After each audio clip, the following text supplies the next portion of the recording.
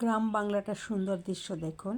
এটা আমাদের বাড়ির উঠানে আমরা ধান কেটে বাড়িতে নিয়ে আসছি। এবং সেই ধানগুলা কাটাই মারাই সব করা হয়ে গেছে। এখন ধানগুলো থেকে চিটা সরানো হচ্ছে। কোন প্রসেসে শুধু সেটাই দেখুন। এই দেখুন বাতাস করা হচ্ছে বস্তা দিয়ে, নিজেরা হাত দিয়ে, আর চিটাগুলো আস্তে আস্তে ধান থেকে সরে যাবে। এভাবে উপর নিচ করা হলে চিটাগুলা ধান এমনিতে সরে যাবে। এই জন্য সেইভাবে বাতাস করা হচ্ছে, তার সঙ্গে আবার একটু উলটপালটও করা হচ্ছে। এটা আমার বাড়ির উঠানে আর আমাদের জমিতে এই প্রসেসিংটা চলছে।